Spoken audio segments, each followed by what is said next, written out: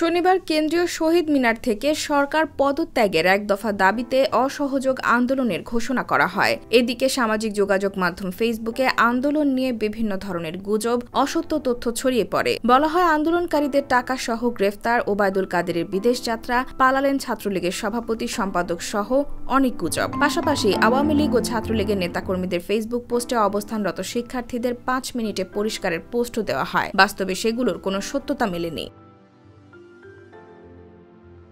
সরকারের পদত্যাগের দাবিতে শনিবার সন্ধ্যার পরপর শাহবাগ এলাকায় অবস্থান করে মিছিল ও স্লোগান দেয় শিক্ষার্থীরা। তারা রাত ৯টার দিকে শাহবাগ ত্যাগ করে। তবে রাতভর গুজব চলে শিক্ষার্থীরা শাহবাগ ও টিএসসিতে অবস্থান করছে। এমন পোস্ট দেখার পর রাত ৩টার দিকে শাহবাগ ও টিএসসিতে গিয়ে কোনো জমায়েত দেখা যায়নি।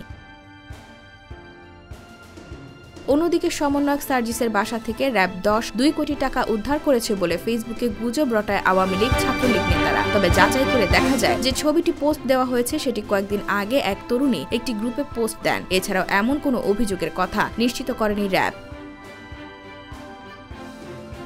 এছাড়াও সামাজিক যোগাযোগ মাধ্যমে রাতভর দেশের পরিচিত ইউটিউবার, ইনফ্লুয়েন্সার ও অভিনেতাদের নামে ছবি সহ ভুয়া পোস্ট করা হয়। অভিনেতা চঞ্চল চৌধুরী, মোশাররফ করিম, ভারতীয় অভিনেতা শাহরুখ খান, অভিনেত্রী কাজলের ছবি দিয়ে পোস্ট করা হয়। কোটা আন্দোলনের পাশে ছিলাম, এখন যেটা চাচ্ছেন সেটার পাশে নাই।